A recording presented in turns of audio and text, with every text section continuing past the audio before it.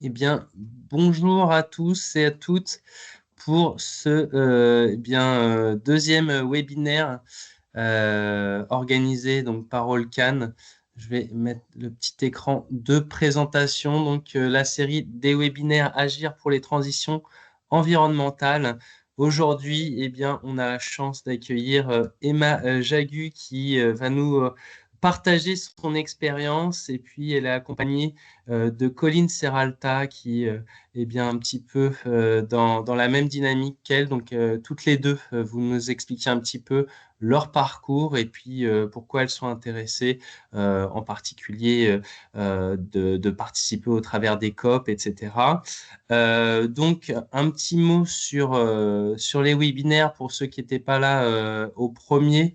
L'enjeu de ces webinaires qui ont lieu tous les mois, c'est d'aborder la question de l'action sur les aspects, on va dire, environnementaux, climat, en abordant en particulier des solutions concrètes ou des actions concrètes. C'est aussi le moment d'échanger avec des spécialistes ou des acteurs des territoires qui sont sur le terrain.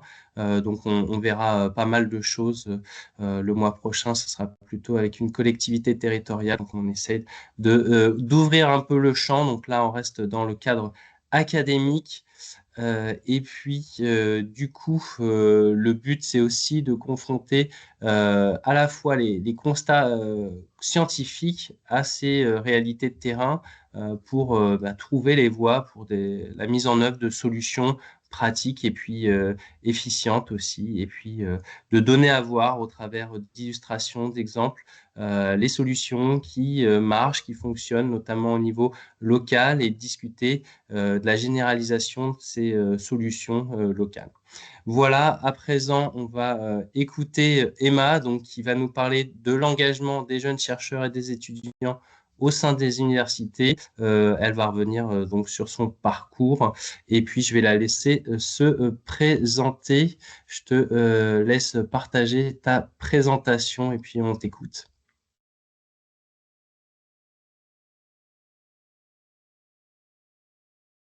Voilà, avec le micro, c'est mieux. Bonjour à tous. Alors, le titre de la présentation, c'est l'engagement, mais en fait, c'est plutôt un engagement, un exemple de parcours, deux exemples de parcours avec celui de Colline, qu'on a envie de vous partager aujourd'hui, d'engagement pour le climat à travers la recherche et auparavant aussi au cours des études. Donc, je suis ravie d'être là aujourd'hui, accompagnée par Colline qui effectue, que je co-encadre en thèse. Voilà, ça va être une présentation assez personnelle, un peu introspective. Donc voilà, si ça peut être une discussion, n'hésitez pas si vous avez des questions au fur et à mesure ou si vous voulez partager votre propre expérience aussi, ce sera d'autant plus intéressant. Donc, on est deux aujourd'hui pour vous parler de notre parcours. Donc, moi, je suis Emma Jagis-Reppers. Je suis chercheuse postdoc au laboratoire génie industriel à Centrale Supélec. Et je travaille sur l'économie de l'élimination du CO2. Donc, je ne vais pas trop parler du sujet de thèse aujourd'hui, mais en gros, ce sont toutes les méthodes qui permettent de retirer du CO2 de l'atmosphère, comment on les déploie, comment on crée des incitations économiques pour ce genre de méthode. Et donc, le but d'aujourd'hui, c'est de vous parler un peu de mon parcours, y compris parcours étudiant. Du coup, si je repars déjà depuis le bac, donc j'ai passé le bac en 2013 et j'avais à ce moment-là déjà envie de travailler sur les questions de transition énergétique, développement durable. Et donc, je décide de me diriger vers un parcours d'ingénieur spécialisé en énergie. Et donc, j'atterris à Supélec où je me spécialise sur les questions d'électricité.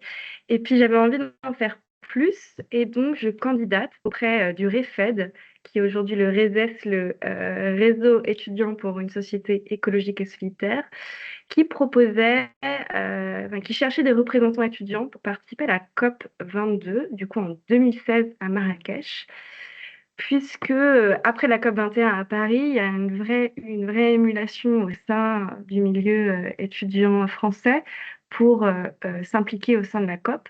Et donc, à partir de ce moment-là, il y a eu une présence renforcée des étudiants français à la COP. Et j'en ai bénéficié, du coup, cette année-là.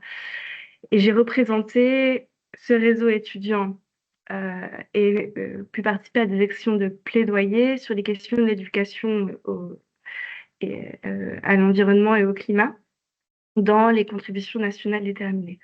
Et donc ça a été un premier déclic dans mon parcours qui me fait réaliser que j'ai envie de travailler sur des questions pas seulement scientifiques, mais aussi des questions sociétales en lien avec le climat. Donc déjà, je découvre, au-delà du secteur de l'énergie, qui était ma spécialité à ce moment-là, toutes les questions plus générales d'atténuation du changement climatique, d'adaptation, mais aussi toutes les dimensions de protection des communautés locales, des relations géopolitiques, etc.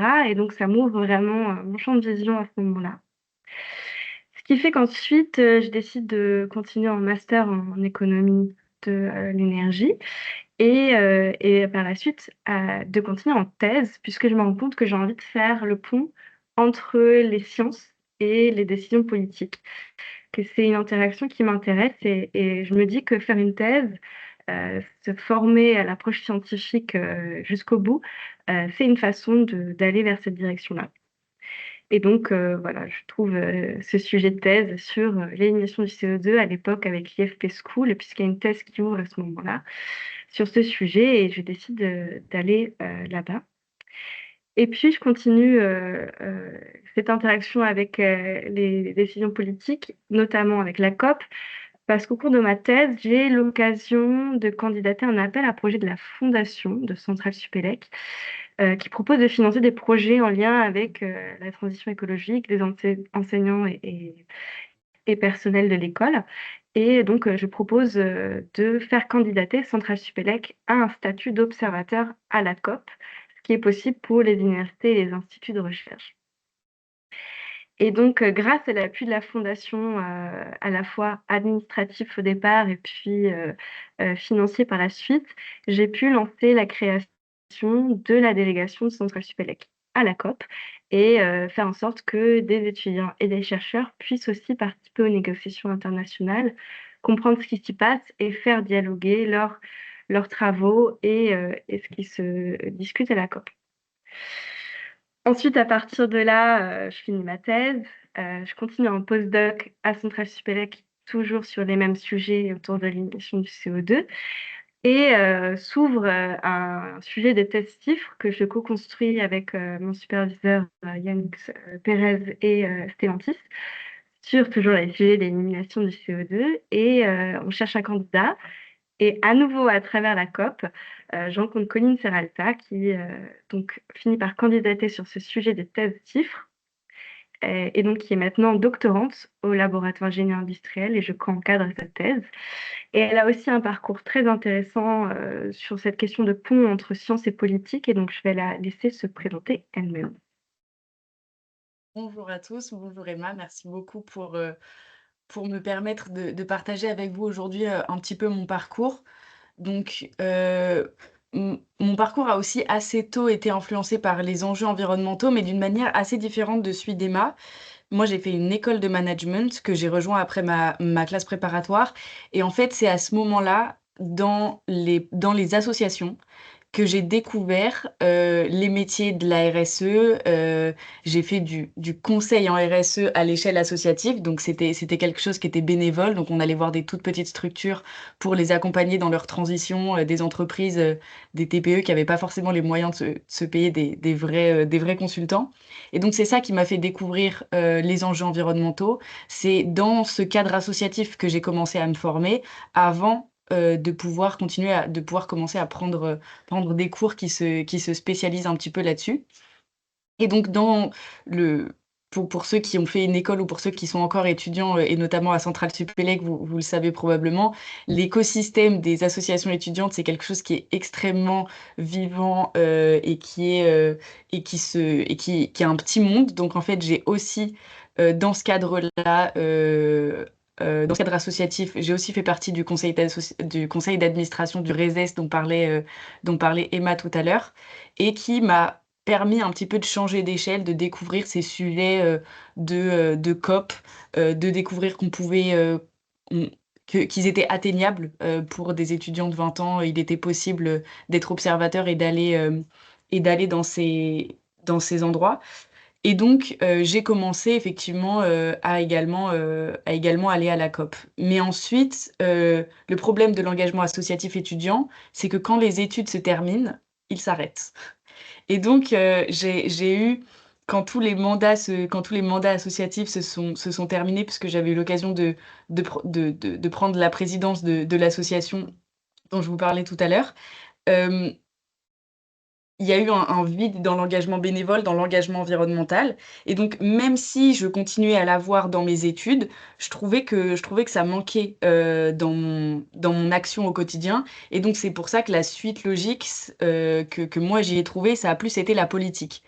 En me disant, j'ai porté des choses, j'ai porté des changements, des idées dans le monde étudiant. Est-ce que maintenant que je suis presque plus étudiante, je peux le porter dans la société en général via la politique? Et donc c'est comme ça que je me suis encartée et que j'ai décidé de porter ces sujets-là. Mais parallèlement, et c'est ce sur quoi a conclu Emma, en allant à la COP, on s'est rencontrés et moi je cherchais un petit peu comment est-ce que je pouvais continuer mon projet professionnel parallèlement à la politique qui est toujours du bénévolat. Comment est-ce que je pouvais, continuer à me spécialiser? Parce que j'avais l'impression qu'en sortant d'une école de management, mes connaissances, elles étaient extrêmement, hem elles étaient vastes mais assez superficielles, que j'étais vraiment une très grande généraliste et pas du tout une spécialiste et que j'avais besoin de plus de connaissances pour pouvoir porter, sociétalement, politiquement et professionnellement des solutions qui soient plus précises, plus concrètes et de maîtriser mieux, les sujets que j'abordais et donc c'est comme ça que je me suis effectivement retrouvée, en thèse encadrée, au laboratoire de génie industriel par Emma notamment et donc aujourd'hui, je suis chercheuse sur, de 9 heures à 18 heures et ensuite, je suis, politicienne en herbe et j'essaye d'amener des propositions et donc les 2 sont des choses qui se nourrissent et c'est une position très intéressante, mais je pense qu'on pourra, revenir là-dessus, un peu plus tard. Merci. Si vous avez des questions, dans le chat, vous voulez rebondir, partager vos propres expériences, n'hésitez pas. Nous, ce qu'on a prévu, pour aujourd'hui, c'est de vous parler, un peu de la délégation de Centrale Supélec à la COP, puisque en fait, ça a été aussi le lien entre, notre rencontre et une partie de notre engagement. Parler un peu de cette idée qui nous motive toutes les 2 de faire le pont entre sciences et politique, même si on a chacune une approche un peu différente. Et puis, finir par une réflexion un peu, vous livrer nos réflexions sur la question de l'engagement pour le climat. Comment est-ce que nous, on voit les choses? Et j'espère que ça pourra, amener une discussion intéressante, parce qu'on n'est pas là pour donner, des façons de faire ou des solutions, simplement vous livrer nos réflexions et essayer de rebondir ensemble sur ces questions-là.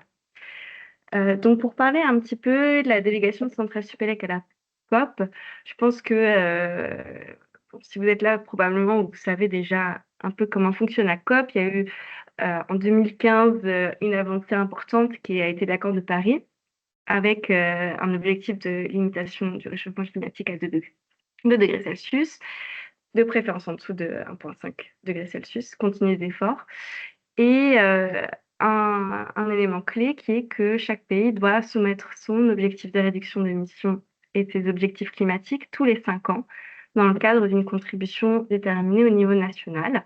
Et ça structure les négociations nationales avec un rythme, un peu un cycle de 5 ans, depuis la COP 21 à Paris.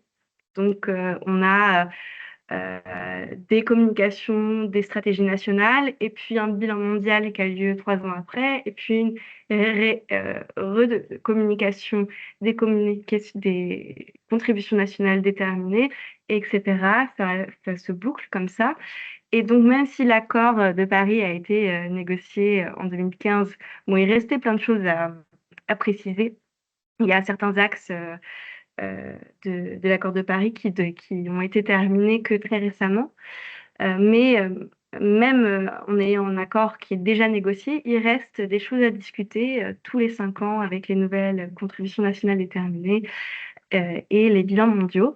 Et donc, il y a un rôle pour la société civile d'être présent au sein des négociations, de vérifier, d'avoir un peu, faire en sorte que le devoir de vigilance soit mis en œuvre et, euh, et de s'assurer que les États soient bien alignés avec les objectifs qu'ils se donnent. Aujourd'hui, on n'est pas tout à fait sur la trajectoire. Alors probablement que vous connaissez ce graphe de l'UNEP. On voit en trajectoire orange et rouge les trajectoires, si on suivait uniquement les contributions nationales déterminées des pays aujourd'hui.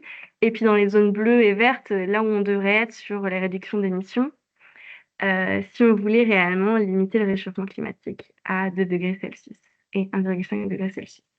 Donc on est encore loin, on a besoin de la société civile pour encourager, booster l'ambition des pays. Et c'est dans ce cadre-là qu'une université comme Centrale Supélec peut avoir un rôle à jouer au sein du processus de la COP, climat en tout cas. Et quand on réfléchit à la COP en pratique, finalement, aujourd'hui, il y a plusieurs grands axes qui s'articulent. On a bien sûr les négociations pour le climat qui ont déjà 30 ans d'expérience depuis la COP 1 en 95 pour négocier des accords, se coordonner entre États. Et donc ça, à l'origine, c'est le cœur des COP, mais de plus en plus, la COP devient une espèce de coordination entre une vitrine aussi pour la société civile pour faire en sorte que les ambitions des États soient amplifiées. Les dirigeants des différents États qui viennent un peu faire leurs annonces à la COP également, qui ont aussi utilisé la COP comme une vitrine et un moment où tout le monde est au même endroit pour pouvoir négocier ou discuter des questions climatiques. Et puis les négociations techniques de l'accord de Paris et du protocole de Kyoto, qui finalement, euh, quand on regarde le nombre de négociateurs par rapport au nombre de participants à la COP, le rôle est de plus en plus, le centre de gravité est de moins en moins vers les négociations. Quand on regarde ça, ce qui est une bonne ou une mauvaise chose, il faut en discuter, bien sûr. Mais donc, on a un rôle important de la société civile, non seulement pour aller regarder ce que font les négociateurs, mais aussi pour aller se coordonner entre différentes sociétés civiles des différents États et aller mettre la pression sur les dirigeants qui viennent à la COP. Donc, la société civile, elle va par exemple organiser des conférences, des plaidoyers, des manifestations. Les dirigeants font leurs déclarations et puis aussi au sein des salles de négociation, la société civile a un rôle aussi d'observation et peut parfois prendre la parole et être écoutée ou non par les négociateurs. Et quand on parle de la représentation de la société civile, il y a plusieurs grandes constituantes qui sont représentées. On a par exemple les Business and Industry NGOs, BINGO, qui représentent les associations du secteur privé et de l'industrie, qui ont leur rôle à jouer aussi, puisque c'est eux qui détiennent la connaissance sur l'industrie et ce qui est faisable ou non, et parfois amènent l'ambition vers le haut, parfois vers le bas en fonction des intérêts des entreprises. En plus, ensuite, un nombre de différentes constituantes qui défendent les droits, différents droits humains ou de communauté et d'environnement. Donc, les ONG environnementales, les représentants des gouvernements et municipalités, des associations sur le genre et les droits des femmes, les droits des peuples indigènes, des représentants de syndicats, des représentants de la jeunesse, des représentants d'agriculteurs. Et puis, on a Ringo, qui est la constituante qui représente les institutions de recherche et d'ONG indépendantes, qui, elle, a un rôle un peu particulier, puisque on n'a pas, en tant que Ringo, en tant que participant de cette constituante-là, on est là en tant que représentant de la connaissance scientifique, finalement, et pas en tant que manifestant. Et donc, c'est un rôle assez spécifique. Dans le sein de Ringo, donc, on a des universités, des institutions de recherche. Centrale Supélec fait partie de cette constituante-là. Cela ressemble des chercheurs du monde entier qui sont issus de nombreuses disciplines, des ingénieurs, des physiciens, des anthropologues, des juristes, des économistes. Et ils sont là pour présenter la recherche et leurs institutions pour faire connaître la connaissance qui se développe et qui peut être pertinente pour les négociateurs et pour les politiques. Suivre les négociations, vérifier que tout est aligné avec la science, diffuser des informations. Donc, par exemple, il peut arriver que un négociateur propose de faire une modification dans un texte qui n'est pas aligné avec les derniers rapports du GIEC, et donc des organisations comme Ringo doivent être vigilantes à ce que ce soit repéré et mis en avant. Il y a aussi des objectifs de récolte de données, de coopération sur des sujets liés au climat et aux négociations. Et puis, les acteurs de Ringo peuvent aussi servir d'experts dans certains comités des Nations Unies sur le changement climatique. Et alors, ce que je vous disais tout à l'heure, c'est que Ringo, il a un rôle un peu spécifique. Dans sa création, il y a eu une condition de non-plaidoyer, de non-positionnement politique des chercheurs.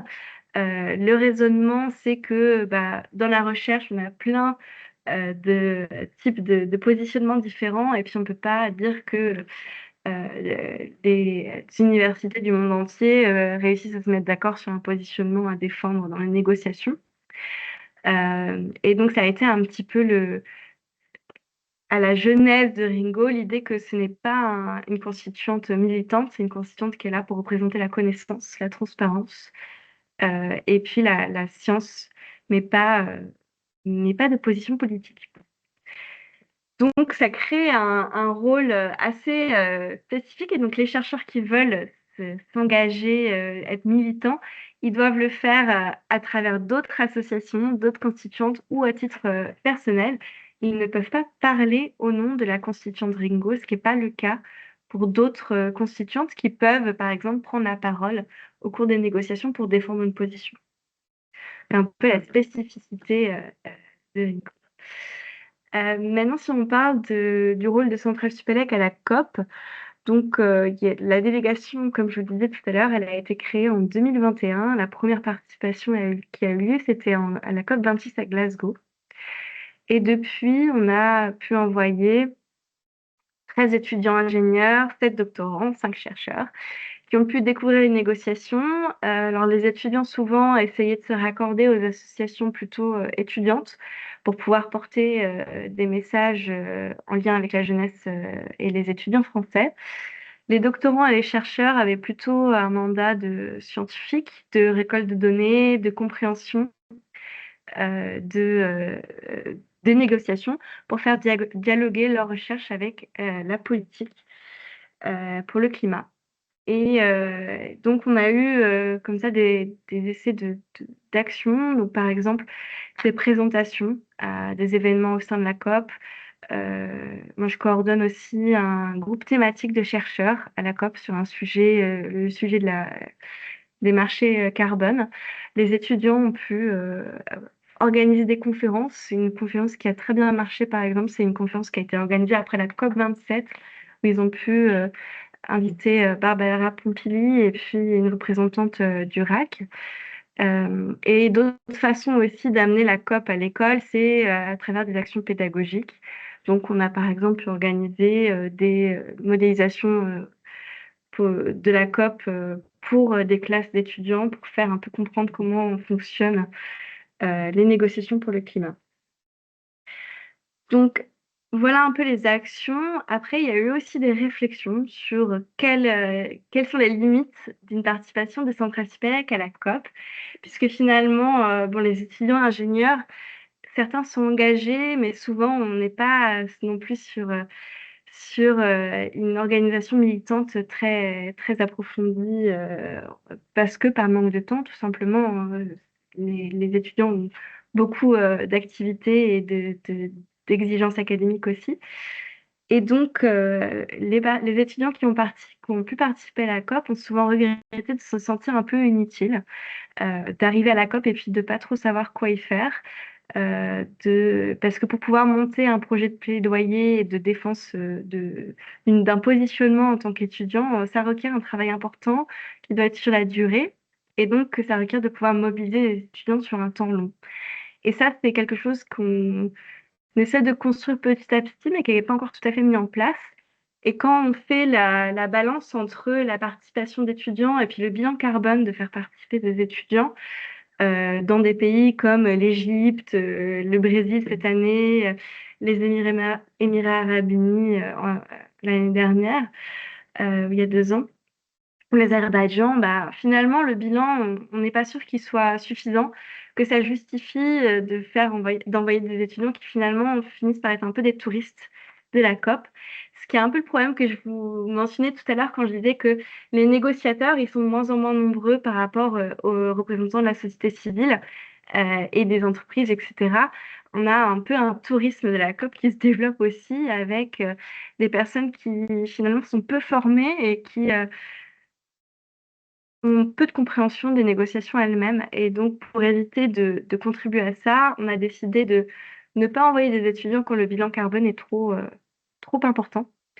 Et quand on envoie des étudiants, de faire en sorte qu'ils soient formés en amont pendant plusieurs mois, en lien avec les associations étudiantes, pour qu'ils puissent porter un message qui soit pertinent. On a un problème assez similaire aussi pour la question des doctorants et des chercheurs. Pareil, pour faire dialoguer la recherche et les négociations pour le climat, ça requiert un effort important de compréhension de ce qui se passe dans la politique internationale pour pouvoir à la fois faire en sorte que ce qu'on voit à la COP puisse nourrir la recherche et de l'autre sens aussi faire en sorte que la recherche puisse nourrir les négociations à la COP. Ça requiert un travail qui est important, qui est un peu différent du travail usuel des chercheurs de production d'articles scientifiques. Et donc, ça demande la création de profils un peu plus polyvalents de chercheurs pour pouvoir être dans ce dialogue entre politique internationale, dans ce cas ici, et recherche. Et donc, c'est aussi ce qu'on a envie de discuter aujourd'hui, et donc c'est notre point après.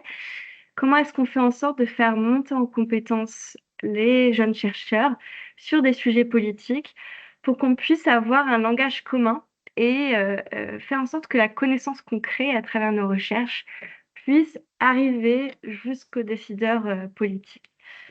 Et donc là, je pense que l'expérience de Colline, elle est particulièrement pertinente avec son engagement politique et ses réflexions sur le sujet. Donc, voilà, si tu veux prendre un peu le relais, Colline, sur ces questions-là, je te laisse la parole. Merci beaucoup. Merci pour ta présentation et je vais commencer par rebondir sur quelque chose que tu disais sur le langage commun.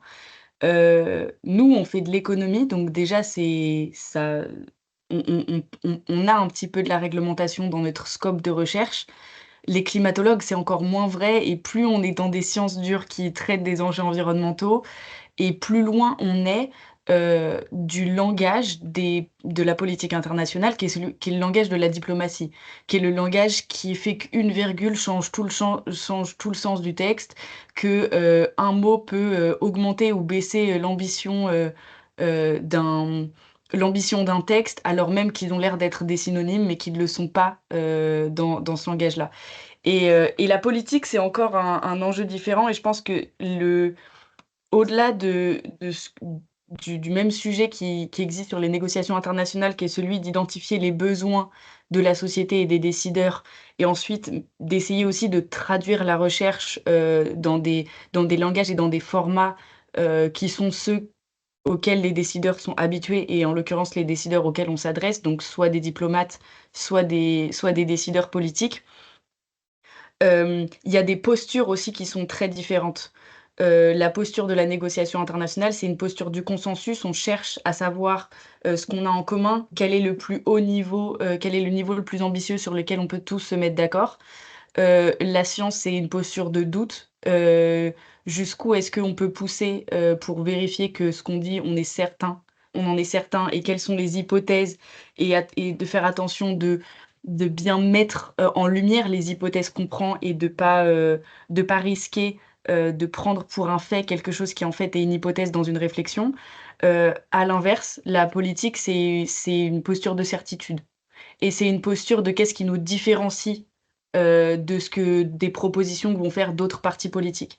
Donc en fait, c'est 3 postures qui sont très différentes et c'est parfois difficile, en tout cas moi dans la recherche et dans la politique, de de danser sur les deux pieds, d'un côté en me disant je dois pousser le doute jusqu'au bout dans ma recherche pour être certaine de ce que je produis, et de l'autre côté, il faut quand même que je trouve des certitudes pour avoir des propositions à faire aux gens, pour avoir des propositions de mesures et pouvoir essayer d'avancer. Parce que même si on n'est pas certain, et d'ailleurs c'est même le principe de précaution sur l'environnement dans les négociations internationales sur le climat, même si on n'est pas certain de pouvoir calculer parfaitement quel sera l'impact positif de la mesure qu'on va porter, si on sait qu'elle va avoir un impact positif, il faut quand même la porter. Même si il y a un débat scientifique et que la recherche scientifique doit continuer sur cette mesure. Donc ça permet quand même de faire avancer les choses, mais c'est une posture double qui est pas toujours évidente. Et étant donné que la vérité dans la recherche, la recherche, c'est aussi la recherche de la vérité, il y a une posture d'intégrité qui est extrêmement importante à avoir. Et donc, quand on fait de la politique, comme on cherche des certitudes, comme on cherche aussi dans à proposer des solutions dans des domaines qui sont en général beaucoup plus vastes que notre domaine de recherche, parce que les domaines de recherche sont extrêmement fins en général par rapport à ceux dont on parle en politique. Hem, il faut aussi vraiment faire la distinction entre les moments où on peut parler en tant que chercheur et les moments où on parle en tant que citoyen.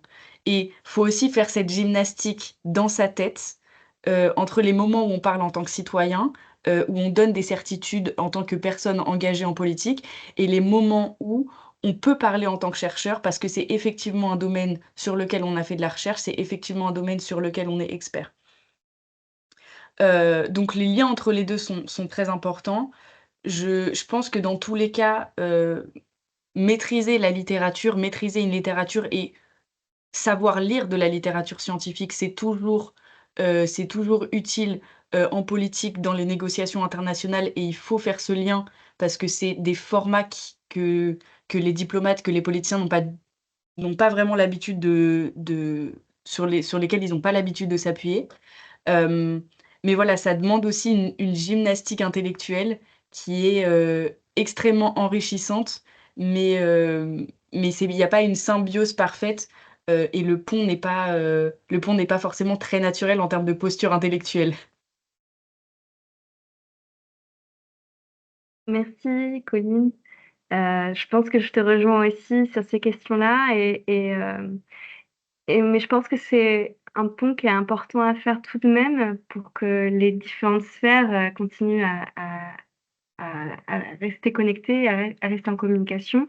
Et on a aussi besoin de personnes qui savent switcher enfin, de changer un peu de positionnement et de parler le langage des uns et des autres. Et quand on réfléchit à la question de l'engagement pour le climat, je pense que la notion de posture que tu évoques, elle est intéressante parce que finalement, il y a mille et une façons de s'engager pour le climat.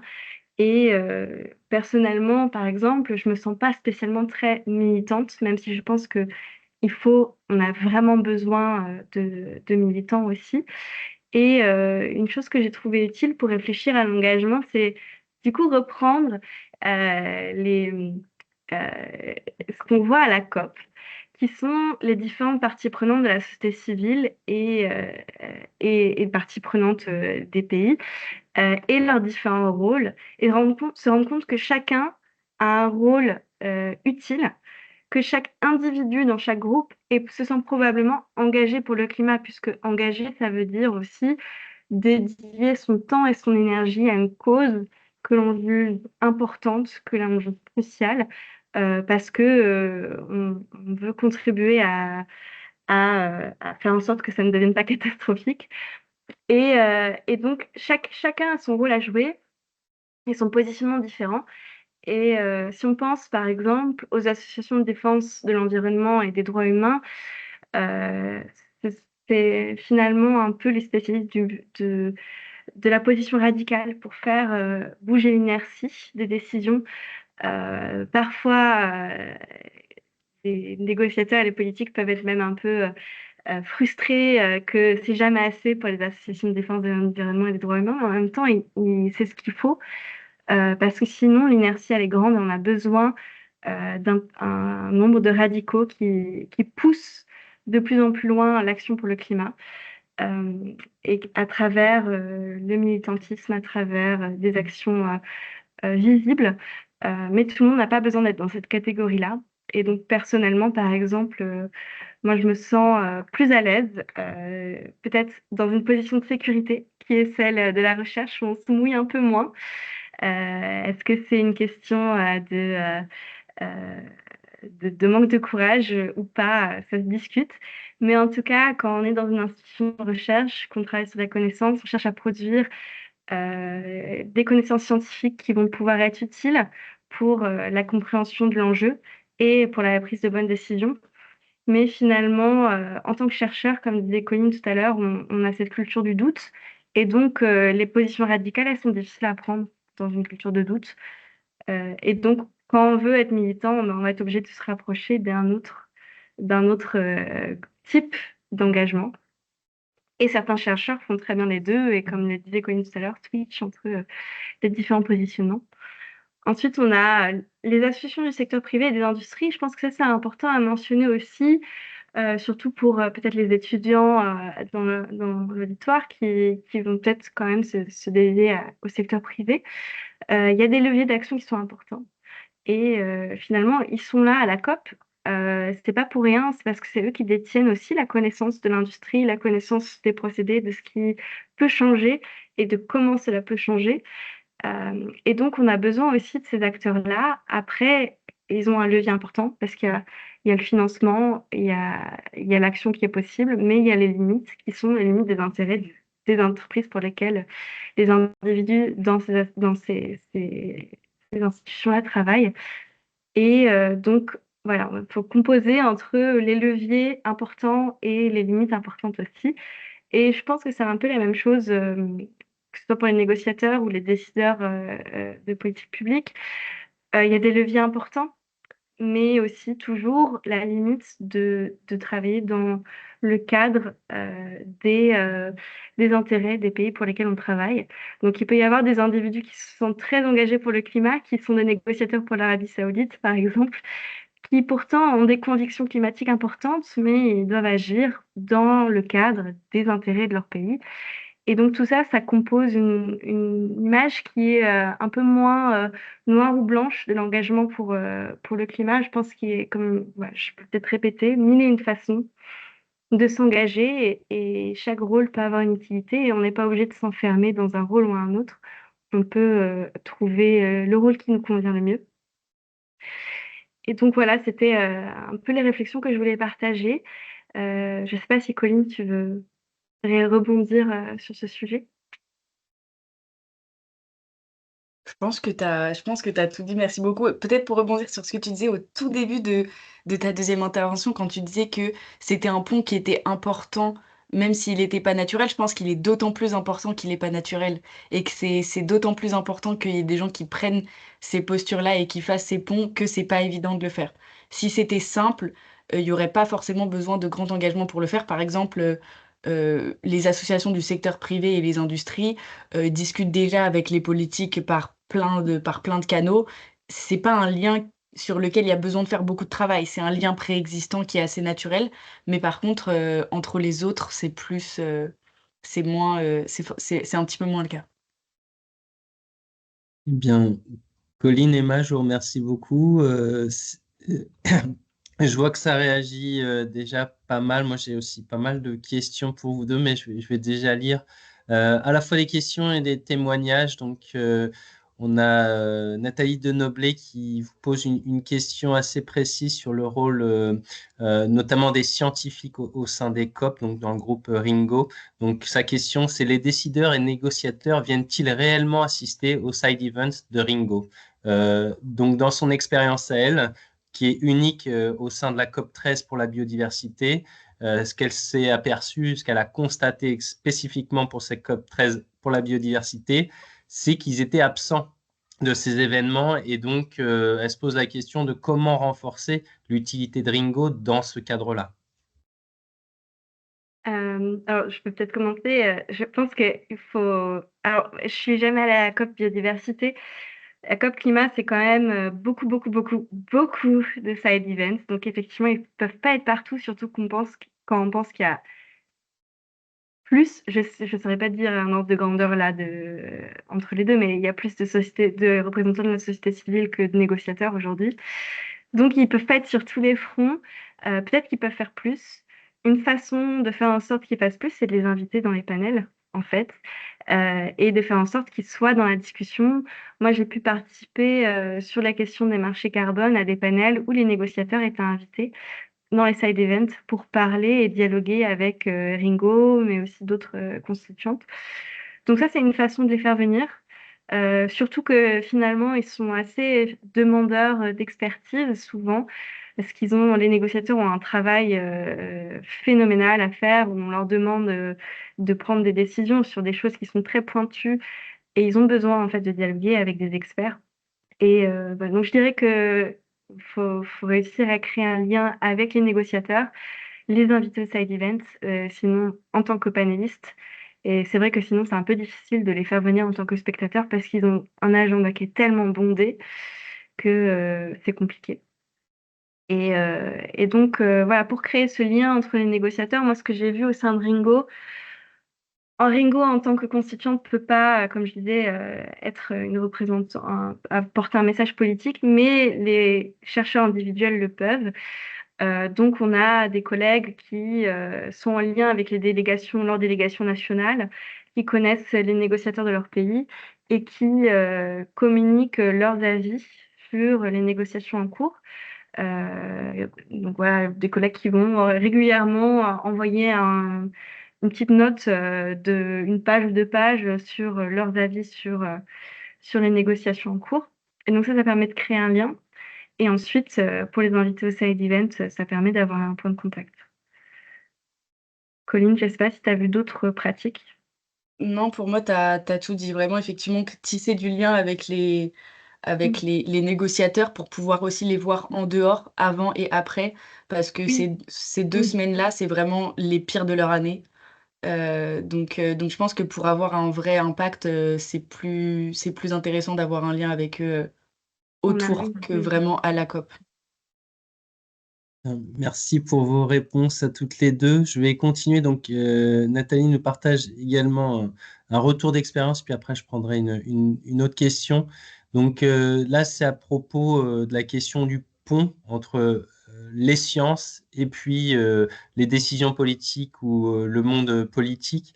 Et donc, elle nous dit que pour faire le pont depuis quelques années à l'échelle régionale entre recherche donc, sur le climat et les décisions publiques en Île-de-France au sein du Césaire, elle apprend la difficulté de la prise de décision dans un monde politique, car il faut arbitrer entre plein de choses et pas que en posant le poids de la science. Donc c'est une humilité dont on a besoin, donc c'est une posture d'humilité pour le chercheur, pour comprendre le monde politique et ses propres difficultés.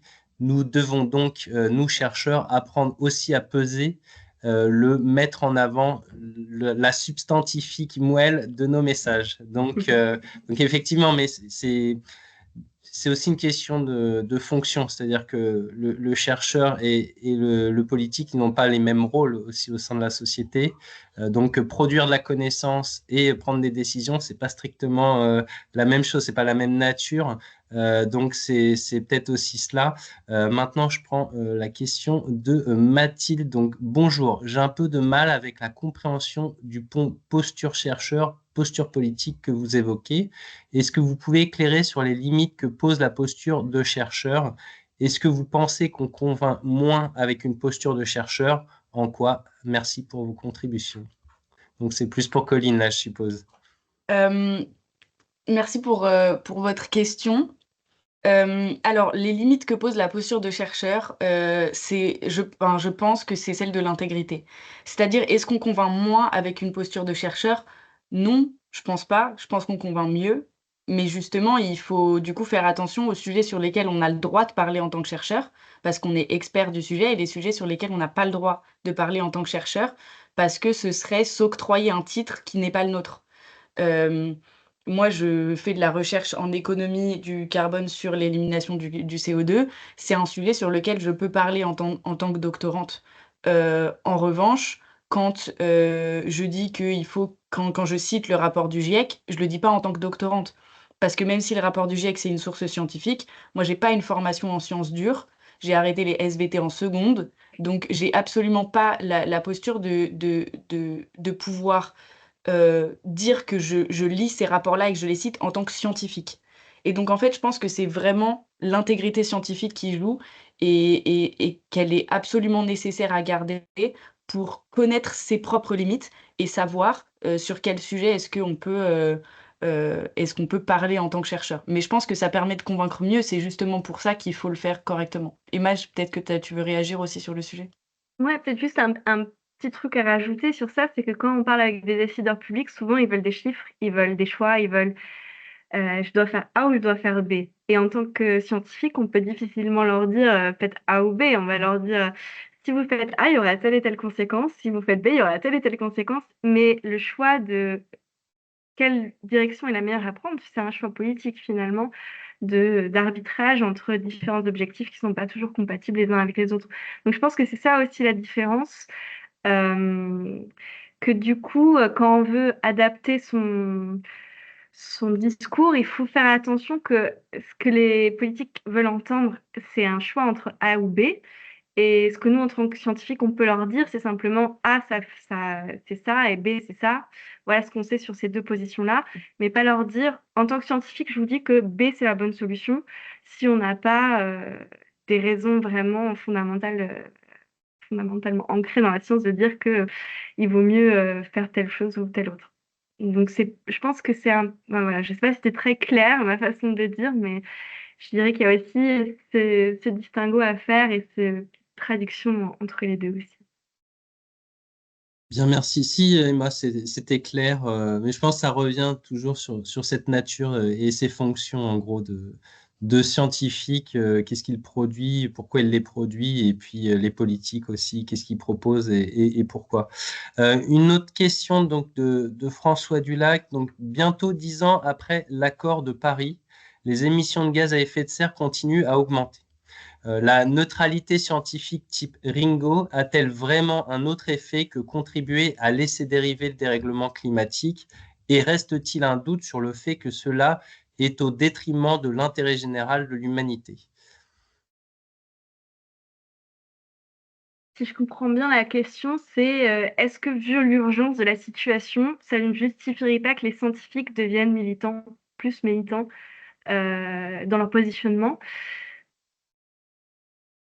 Donc, je pense quand même qu'il faut avoir une séparation des rôles, mais ça ne veut pas dire qu'un scientifique ne peut pas avoir un rôle militant, mais que c'est un positionnement différent à prendre entre les deux. Après, de là à dire si tous les scientifiques devenaient militants, est-ce que ça changerait vraiment les choses? Ça dépend, ça dépend si la communication elle est efficace et qu'on arrive à convaincre les politiques publiques. Mais pour ça, je pense que finalement, le levier le plus pertinent, que j'ai l'impression marche le mieux, en tout cas en démocratie, c'est la pression par les citoyens. Et c'est là où je pense que les organisations associatives ont un type défense de l'environnement, etc., ont un pouvoir de mobilisation qui est plus important encore que les scientifiques. Je ne sais pas ce que toi t'en penses, Colline. Je suis assez d'accord et je pense que la neutralité scientifique, c'est un enfin, je sais pas ce que je pense de ce terme. Je trouve qu'il est assez difficile à analyser parce que l'objectif de Ringo, c'est de porter la connaissance actuelle, enfin, c'est de porter des faits.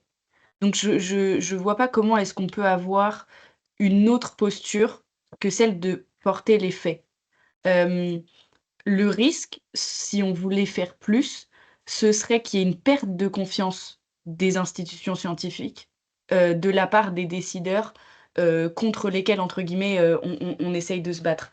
Et je pense que c'est même si ça peut paraître lent, je pense qu'ils sont plus amenés, dans la bonne direction par les faits scientifiques donnés de manière très factuel, très distancé par rapport au militantisme, ce qui n'empêche pas effectivement, comme disait Emma, les individus d'être militants par ailleurs. Mais c'est aussi cette double posture, c'est exactement la même que celle entre la politique et, le, et la science. Donc je pense qu'il faut quand même distinguer les deux. Et puis, il y a cette notion de qu'est-ce qu'un fait scientifique? Euh, tous les sujets sur lesquels on travaille en tant que chercheur ne sont pas des consensus scientifiques. Colline et moi, on travaille sur les méthodes d'élimination du CO2, type aspirateur de CO2 dans l'atmosphère, pour caricaturer. Bon, bah, c'est pas quelque chose qui fait nécessairement le consensus et l'unanimité dans toutes les communautés scientifiques. Donc, est-ce qu'on peut porter des messages radicaux en lien avec notre recherche? Il faut rester cautionné quand même sur nos travaux. Après, voilà, peut-être que d'autres types de chercheurs qui vont être plus sur les effets des changements climatiques sur les populations, eux ont plus de potentiel de porter un message plus radical et comment dire, message d'alerte, quoi, pour faire bouger les scientifiques. Mais c'est pas le cas pour tous les chercheurs. Il y a une grande diversité dans les types de recherche. Je vois qu'il y a une réponse de Nathalie sur le fait qu'il y a différentes manières de porter ses faits et le scientifique n'a peut-être pas toujours la bonne façon de le faire, avoir les bonnes formulations, les bons outils pédagogiques et je suis assez d'accord et ça me fait penser, à ce qu'elle disait, plus tôt sur le fait de peser la substantifique moelle des messages et de porter des messages aux politiques d'une manière différente de ce qu'on peut faire auprès de nos pairs et c'est exactement la double posture, que moi j'essaye d'avoir. Effectivement, c'est pas du tout le même langage. C'est pas du tout la même manière de s'exprimer, c'est pas du tout la même manière de proposer des avantages et des inconvénients et de les expliquer et effectivement ça je pense qu'on peut-être que la communauté scientifique en général gagnerait à travailler un petit peu plus sur cette partie de vulgarisation. Je trouve que le GIEC, depuis quelques années, le fait extrêmement bien.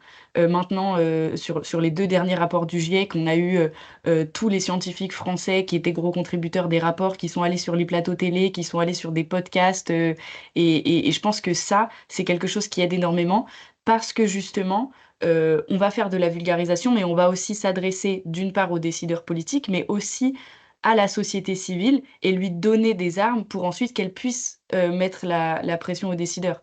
Donc je pense que je suis assez d'accord sur le fait que c'est peut-être un exercice sur lequel, on peut gagner dans la communauté scientifique, à progresser un petit peu pour faire avancer les choses. Très content que vous abordiez ce sujet parce que c'était un peu l'objet de ma question personnelle. Mais ça me fait aussi penser au fait que la production de connaissances, donc le rôle des scientifiques, on va dire, c'est pas forcément de convaincre. Et du coup, il y a aussi toujours la traduction de ces connaissances vers des messages convaincants, finalement. C'est peut-être ce travail aussi. Et du coup, ça va venir, j'essaie d'orienter vers ma question. Si vous connaissez ou alors vous imaginez des manières euh, d'améliorer la médiation, en gros, entre les scientifiques ou les scientifiques engagés sur ces questions-là, qui sont porteurs d'une connaissance rigoureuse, vérifiée, ou en tout cas qui sont vraiment discutées, et on va dire les politiques à différents niveaux, et également la société civile. Hein. Je pense les administrés, il ne faut pas les écarter non plus. Comme le disait Emma, c'est aussi le moyen soit de faire pression, ou moi je dirais de porter un message. Voilà, est-ce que vous imaginez des mécanismes ou des espaces de dialogue un peu constructifs qui puissent peser à terme? Parce que peut-être la question de François, c'était pourquoi ça pèse pas en vrai? C'est pourquoi ça convainc pas? Pourquoi, malgré un peu le cri d'alarme depuis quelques années, on n'accélère pas? Donc, est-ce que vous voyez soit des espaces ou des mécanismes pour faciliter un petit peu cette médiation? Alors si je peux commencer, déjà, moi je pense qu'il y en a déjà certains. Mmh. Il y a déjà des espaces, organisés, des événements organisés par les ministères, des choses plus ou moins publiques, où on va faire se rencontrer les décideurs et les scientifiques. Donc je pense que ça existe un petit peu. Après de manière beaucoup plus large, je pense qu'une des manières une des raisons pour lesquelles aujourd'hui c'est assez compliqué, c'est que la littérature scientifique, c'est horrible à lire pour quelqu'un qui ne fait pas de recherche. Enfin, peut-être que Emma sera, je sais pas si elle se souvient de ses premiers papiers scientifiques, les premiers qu'elle a lus, mais quand on n'a pas l'habitude, quand on nous a pas expliqué comment ça se lisait, c'est très compliqué. Donc, je pense il y a deux grands axes qui sont possibles pour ça. Le premier, c'est peut-être dans l'enseignement supérieur de familiariser les étudiants avec la recherche et avec la lecture de papiers scientifiques. Mais la deuxième, c'est aussi peut-être d'encourager un petit peu les chercheurs et d'encourager les laboratoires, potentiellement pas forcément les chercheurs en tant qu'individus, à aussi publier leurs recherches sous des formats qui sont plus compréhensibles par le grand public, plus compréhensibles par par les décideurs politiques, que ce soit des notes, que ce soit des rapports, euh, qui permettent aussi que la connaissance elle soit plus accessible à des personnes qui maîtrisent pas la rédaction scientifique. Je pense que tu touches à un point aussi qui est important, c'est est-ce qu'il faut convaincre les politiques ou est-ce qu'il faut convaincre le grand public?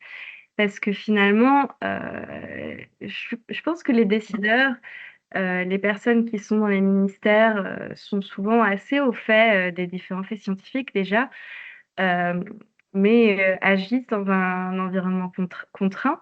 Alors, dans les collectivités territoriales, je pense que c'est aussi le cas.